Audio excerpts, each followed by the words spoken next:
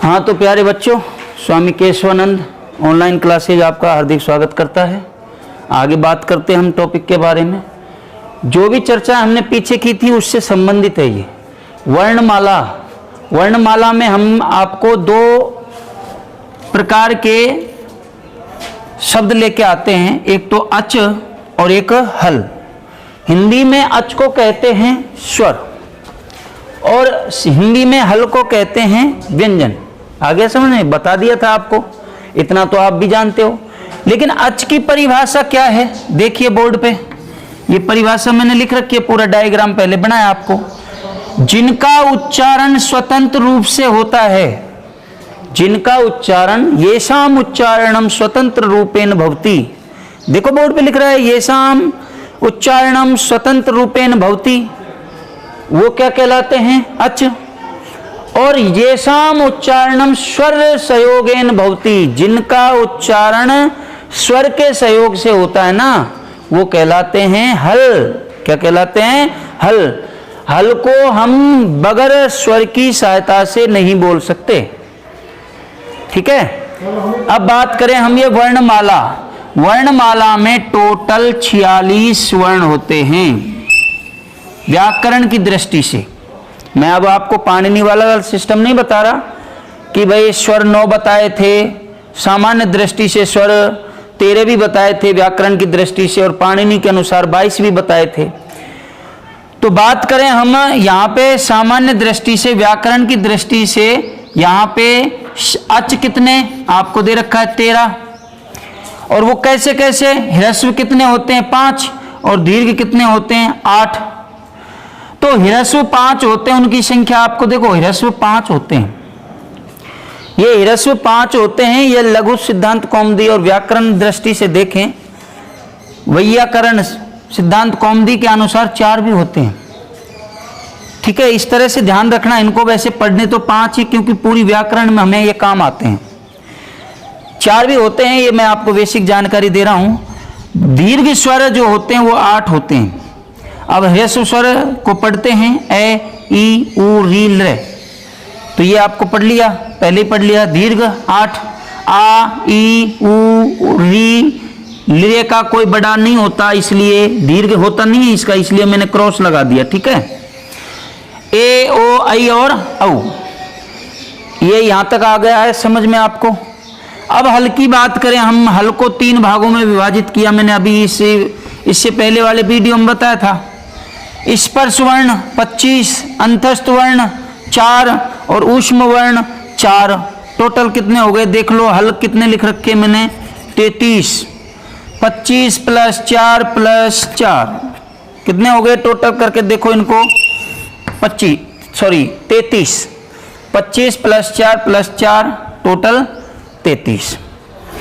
स्पर्श वर्ण कैसे लेकर मैं तक बताया मैंने आपको, कैसे लेकर मैं तक देख लो, कैसे लेकर मैं तक आपको दिखाई दे रहे हैं। इनकी संख्या कितनी है, इन सभी की संख्या कितनी है, लो आपको डायग्राम में बना देते हैं।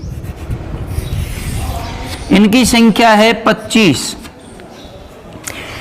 अंतस्थ वर्णों की संख्या कितनी है 4, देख लो आप। और ऊष्म वर्णों की संख्या भी कितनी है 4। इनके सूत्र लिख देता हूं मैं। ये ऊष्म वर्ण सल सूत्र, प्रत्याहार सूत्र के अंतर्गत आएगा। अंतस्थ आएगा यण प्रत्याहार सूत्र के अंतर्गत आएगा। देखो, यण प्रत्याहार सूत्र के अंतर्गत ये वर्ण आएंगे, सल प्रत्याहार सूत्र के अंतर्गत ये वर्ण आएंगे। और इसकी बात करें हम, कैसे लेकर मैं तक जो भी वर्ण है माहेश्वरी सूत्रों में, ध्यान देना, ये आएंगे आपके यहां से स्टार्ट होंगे और ये तक इस सूत्र के अंतर्गत आते हैं, न्याय सूत्र के अंतर्गत। कौन से सूत्र के अंतर्गत, न्याय सूत्र के अंतर्गत ये सभी वर्ण आ जाएंगे 25 के 25। मैंने आपको बताया था नैन में जब है गढ़दस, जब गढ़दस, खप चटर चटता कहते हैं ससरे और हल। ये हल सल, ये ससरे और हल ये 2 हट जाएंगे, क्योंकि ये मैंने सल लिख दिया इधर, ये उसमें आते हैं। ठीक है। एक लाइन आई आपको, है ये वेरेटे लेने, दो सूत्र थे वहां पे, माहेश्वरी सूत्र। तो है से स्टार्ट नहीं करना, ये से।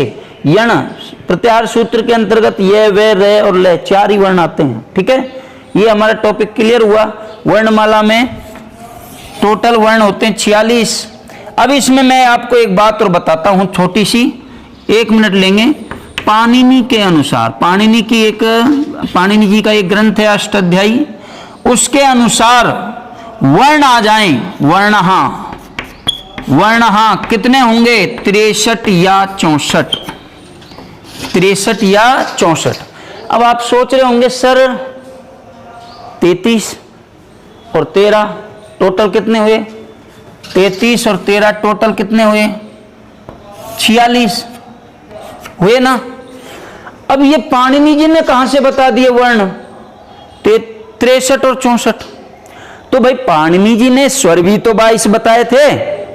कितने बताए थे?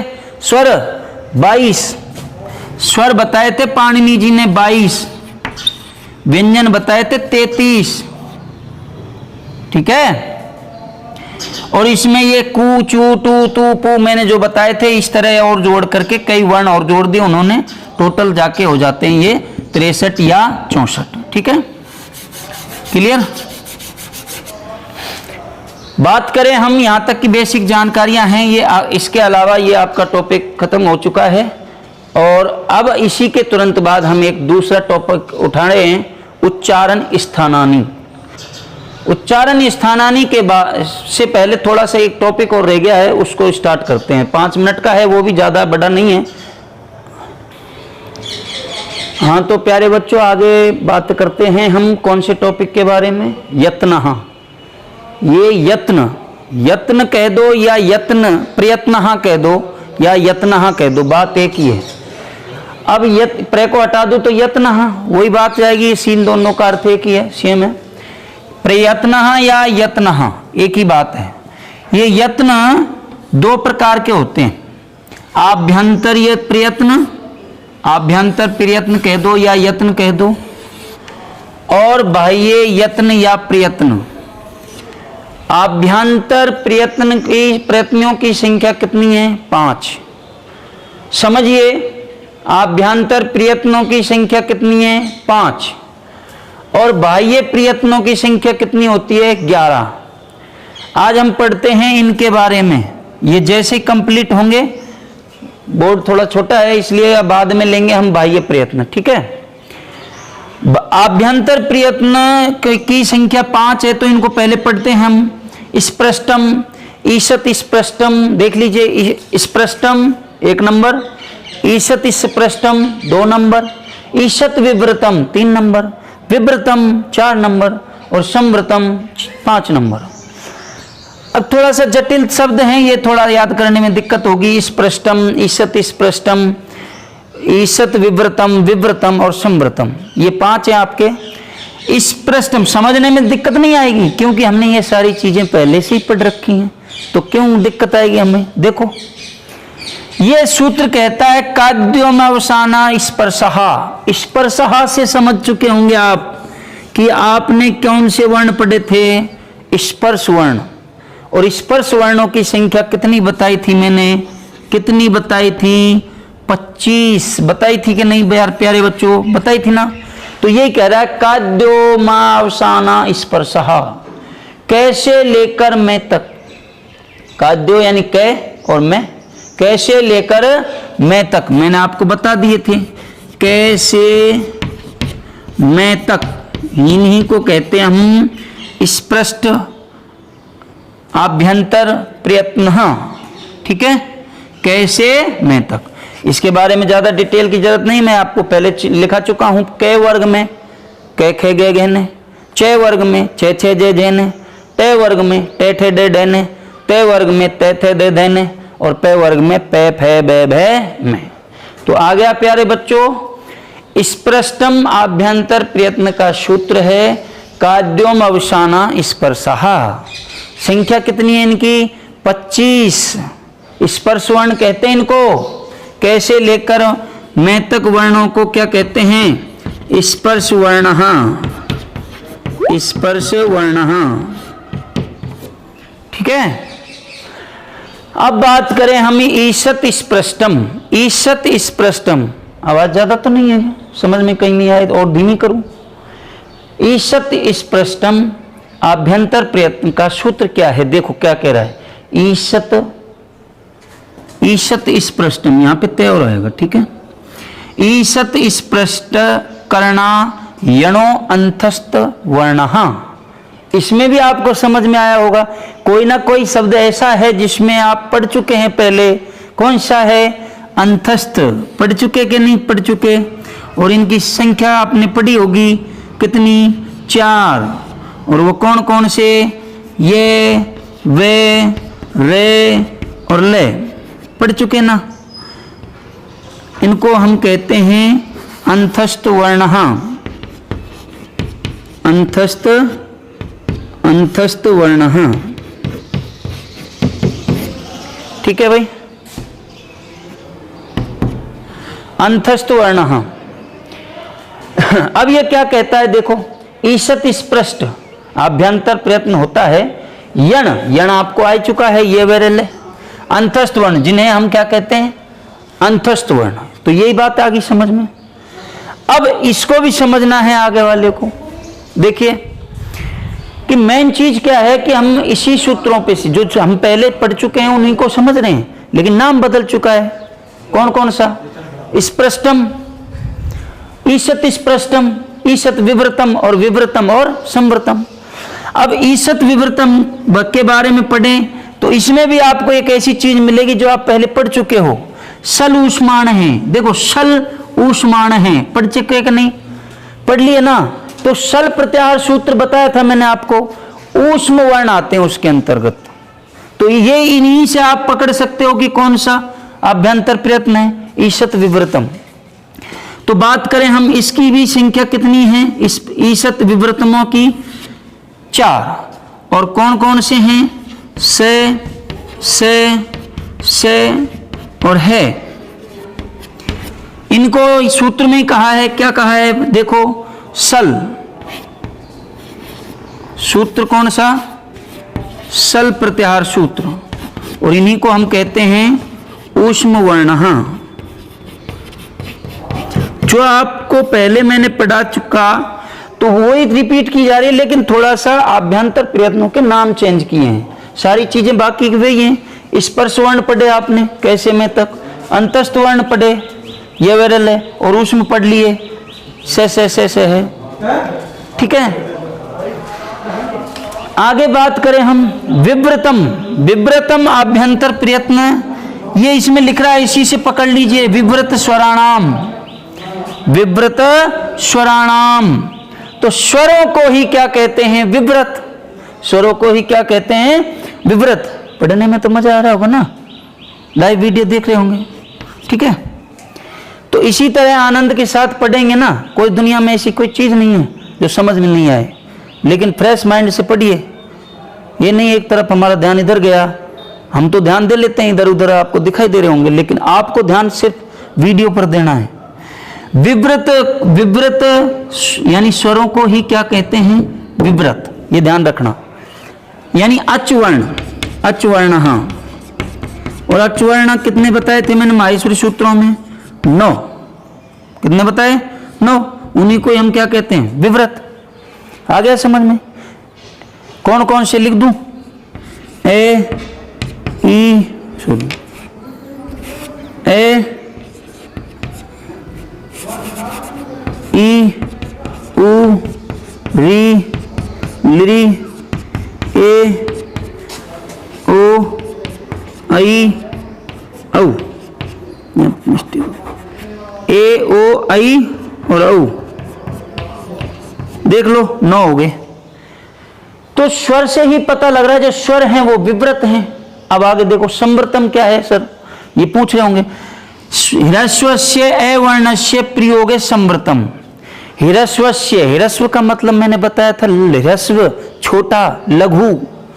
अवर्णस्य, अ छिप रहा है इसमें, अवर्ण का प्रयोग में यानी प्रयोगावस्था में जो अवर्ण होगा उसी का ही आभ्यंतर प्रयत्न क्या होगा? संवृतम। क्या होगा? संवृतम। केवल इसमें ए वर्ण आएगा, समझिए। इसमें ए वर्ण आपको दिखाई दे रहा है? नहीं दिख रहा, समझेंगे तो दिखेगा। हिरस्वस्य यानी हिरस्व का, लघु का, छोटे का, कुछ भी कह दो। ए वर्णस्य, ए इसमें छिप रहा है, संधि हुई है, ठीक है।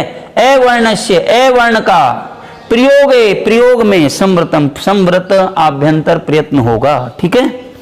तो ए वर्ण का आभ्यंतर प्रयत्न क्या होगा? संवृतम। और कौन सी अवस्था में?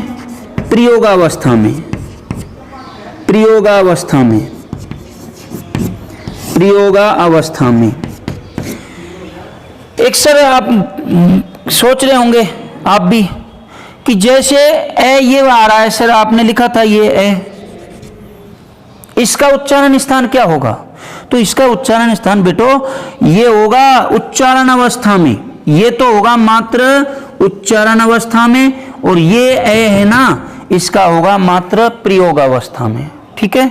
एक बार जल्दी से रिपीट कर लेते हैं, देखो दोबारा से। स्पृष्टम, मैंने आपको आभ्यंतर प्रयत्न 5 करवाए और 5 के नाम भी लिखवाए। स्पृष्टम, ईशत स्पृष्टम, ईशत विव्रतम, विव्रतम और संवृतम।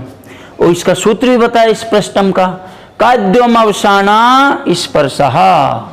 समझ गए होंगे स्पर्शा से जो स्पर्श वर्ण आते हैं कैसे लेकर मैं तक, जिनकी संख्या 25 है, उनको हम स्पृष्टम आभ्यंतर प्रयत्न कहते हैं।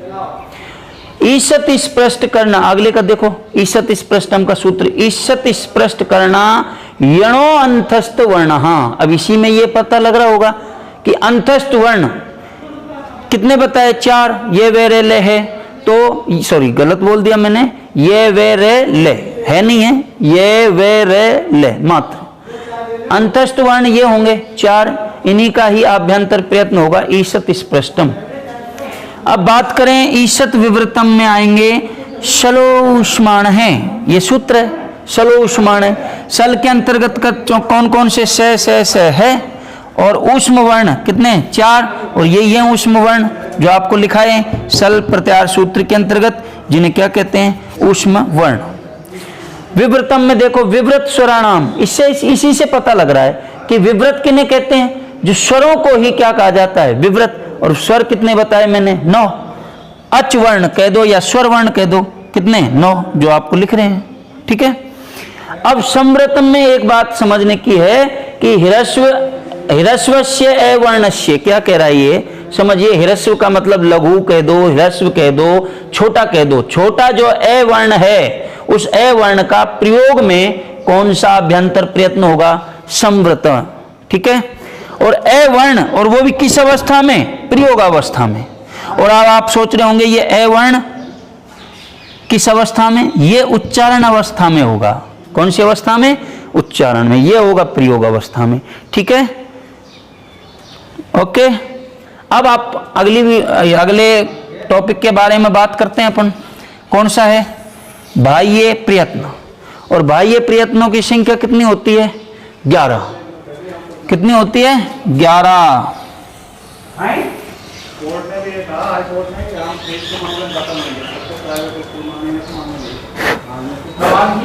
ठीक है भाई।